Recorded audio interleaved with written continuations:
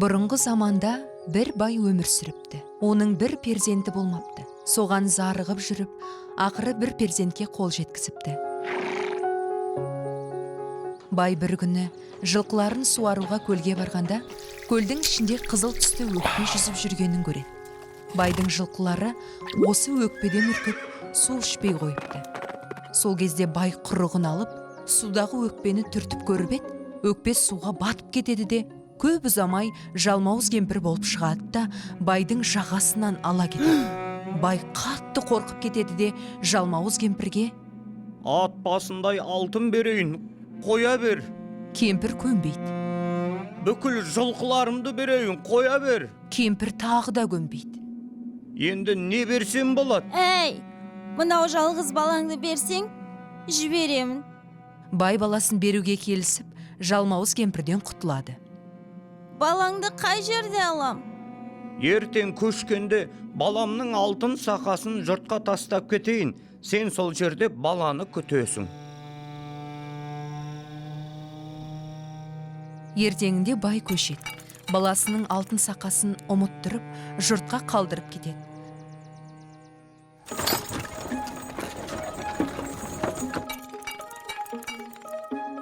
Ауыл жаңа қонысқа қоныстанып жатады. Бала асық ойнағысы келіп, алтын сақасын іздей бастайды. "Кеше көшіп жүргенде жұртта қалыпты. Бар да алып келе ғой."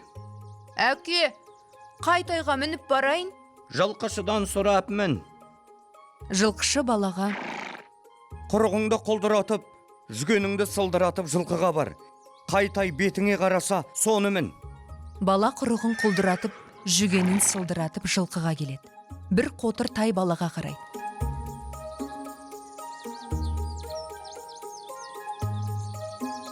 Бала сол тайды ұстап, жүгендейді. Тайдың қотыры жазылып, құнанға айналады. Бала үстіне тоқым салғанда, тай дөнен болады. Ер салғанда, тай бесті атқа айналады. Бала атқа мінгенде тұлпар болып, көзді ашып жұмғанша жұртқа жетеді.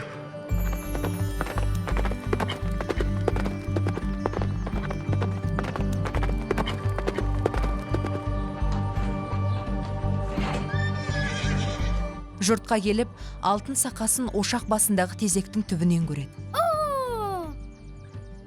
Сақаның жанында бір кемпір отыр екен. "Шеше, анау жатқан сақамды алып беріңізші." Әй шырағым, өзің түсіп ал. Кәріліктен отырсам тұра алмайым, тұрсам отыра алмайым.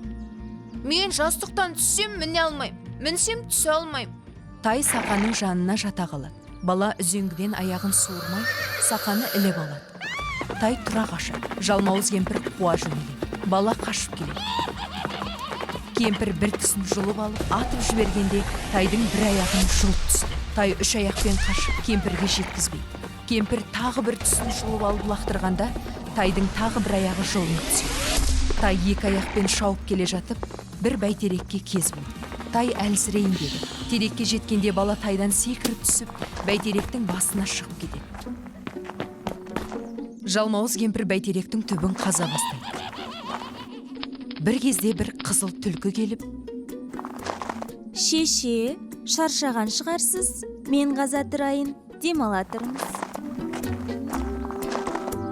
Кемпір келісіп жата кетеді.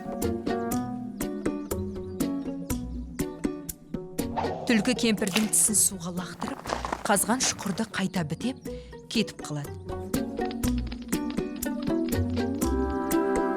Кемпір тұра келсе, тісі де, түлкі де жоқ. Кемпір тағы бір тісін суырып алып, кетпен жасап, қайта қаза бастайды. Бір уақытта тағы бір түлкі келіп: "Шеше, кетпеніңізді маған беріңізші, мен қазайын." "Сен кетпенімді алып қашып кетесің. Ол қырдың қызыл түлкісі, мен сайдың ақ түлкісімін. Бұл балаға кек сақтап жүрмін." Кемпір сеніп, кетпенді түлкіге береді де, өзі ұйықтап кетеді. Түлкі тағы да кетпенді суға лақтырып жібереді де, шұқырды бітеп кетеді. Кемпір тұрса, тағы да кетпені де жоқ, түлкі де жоқ. Кемпір бір тісін суырып, кетпен жасап, қайта қаза бастайды. Соңында аузында бір ақ тісі қалады. Кемпір бәйтеректің түбін қаза-қаза құлатуға жақындайды. Сол кезде баланың төбесінен қарғалар ұшып өтеді.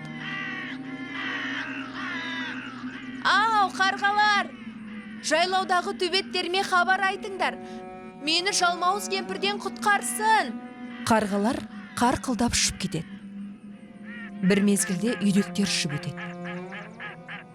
Бала оларға да айтады. Олар да үндемей ұшып кетеді.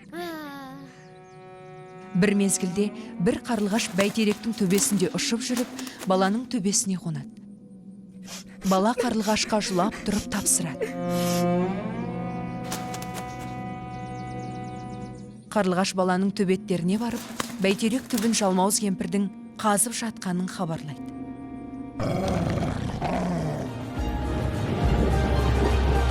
Төбеттер жүгіріп келіп, жалмауыз кемпірді талап тастайды.